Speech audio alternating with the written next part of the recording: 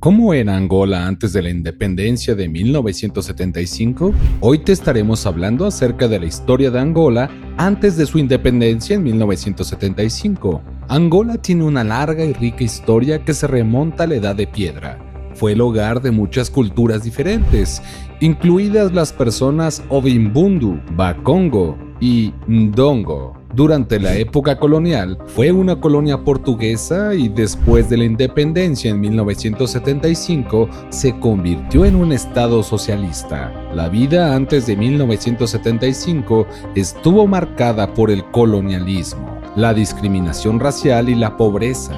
A pesar de esto, Angola tenía su propia cultura única con su propia música, arte y literatura. En este video exploraremos la historia de Angola antes de 1975 y cómo era la vida de sus habitantes durante este periodo. Pero antes de continuar, te invitamos a que te suscribas a nuestro canal y actives la campanita de notificaciones para que estés al tanto de cada uno de nuestros videos. Ahora sí, empecemos, explorando la historia de Angola antes de su independencia en 1975.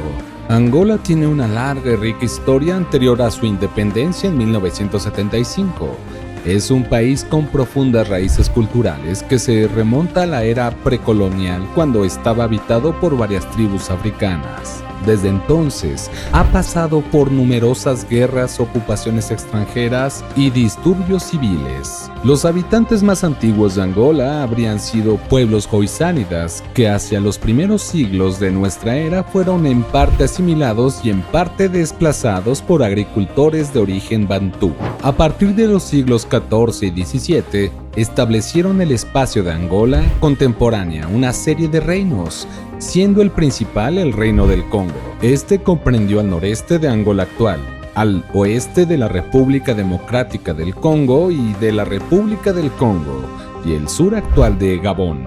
La franja que en la actualidad es frontera entre Angola y la República Democrática del Congo, su apogeo se dio durante los siglos XIII a XVIII. En 1482, a la desembocadura del río Congo, llegó una flota portuguesa comandada por Diogo Cao.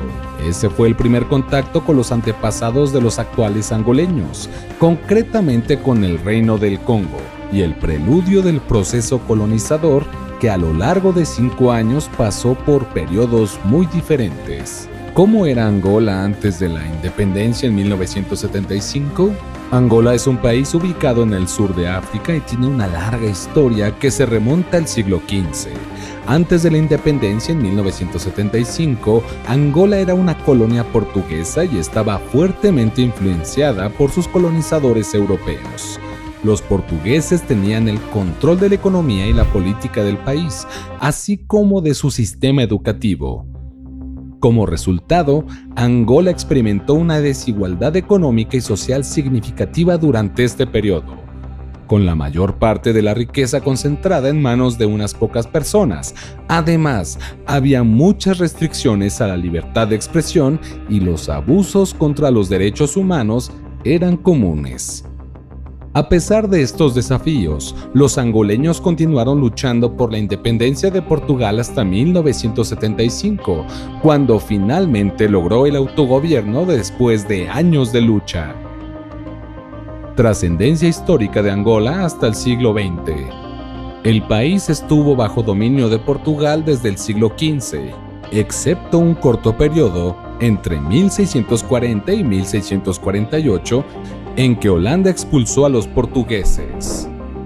Desde finales del siglo XIX y a comienzos del siglo XX, y por los acuerdos suscritos con Francia, Alemania, Gran Bretaña y el Congo belga, los portugueses fijan las actuales fronteras de Angola.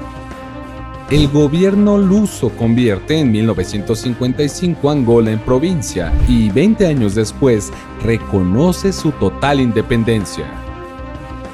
Incluso antes de su emancipación, surgieron 3 movimientos independentistas que luchan entre sí desde 1960. El Movimiento Popular de Liberación de Angola, de orientación marxista y encabezado por Agostinho Neto, el Frente Nacional de Liberación de Angola, apoyado por Zaire, y la Unión Nacional para la Independencia Total de Angola. anticomunista y liderado por Jonas Savimbi. Tras la soberanía, Angola queda dividida por la guerra civil, que estalla nada más para lograr la autodeterminación. La primera etapa de la guerra civil concluye en 1976 con la victoria del MPLA, cuyo gobierno en febrero es reconocido por la OUA y en diciembre admitido en la ONU. En cambio, Sudáfrica y Estados Unidos no lo reconocen. La guerra continúa con la lucha de Savimbi, ayudado por Estados Unidos, Sudáfrica y Zaire para derrocar al gobierno marxista.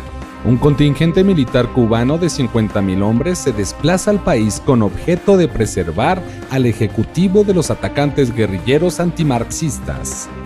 Se acuerda el establecimiento de paz, así como la retirada de las tropas cubanas, concluida el 25 de mayo de 1991. El presidente Dos Santos comienza una tímida democratización y acepta que UNITA participe en las elecciones generales, que aunque se fijan para diciembre de 1989, no se celebran. Tras un año de negociaciones con mediación lusa, el 1 de mayo de 1991 se rubrica en Estoril el documento que pone fin a la guerra, aunque solo de forma aparente. La guerra solo terminó en 2002 con la muerte en combate de Savimbi. Evolución política. Las primeras elecciones democráticas presidenciales y legislativas celebradas en septiembre de 1992 dieron la victoria al presidente Eduardo Dos Santos. Se produjo un resurgimiento de la violencia del MPLA, alegando una intentona golpista, lanzó una ofensiva contra UNITA. El 27 de noviembre de 1992, Dos Santos formó un gobierno de unidad nacional y reconciliación y puso al frente al secretario general del MPLA, Marcelino Moco. Tras la larga guerra, Angola se abrió a una etapa pacífica con la formación del Gobierno de Unidad y Reconciliación Nacional, fruto del acuerdo entre el Ejecutivo y UNITA, que se rompió en 1998. Tras un incremento de las acciones de la guerrilla y ante la amenaza de retirada de las fuerzas pacificadoras de las Naciones Unidas, Dos Santos asumió a primeros de febrero de 1999 todos los poderes. En 2001 anunció la posibilidad de no presentarse a la reelección, pero la muerte en el campo de batalla de Savimbi, abatido por el ejército el 22 de enero de 2002, le indujo a convocar elecciones para 2003, aunque no se celebraron. El 4 de abril, gobierno y guerrilla firmaron un alto al fuego que puso fin a 27 años de guerra civil, que provocó más de 1 millón de muertos y 4 millones de desplazados. El 5 de septiembre de 2008 se celebraron elecciones legislativas ganadas por el MPLA con el 82% de los votos. Las elecciones presidenciales previstas para 2010 desaparecieron del calendario al aprobarse una constitución en la que el líder del principal partido, el MPLA, encabezado por Dos Santos, se convertía automáticamente en el jefe de Estado con unos poderes reforzados respecto a los de la anterior Carta Magna. En mayo de 2002, el Congreso de la República anunció elecciones presidenciales para el 31 de agosto que volvió a ganar Dos Santos.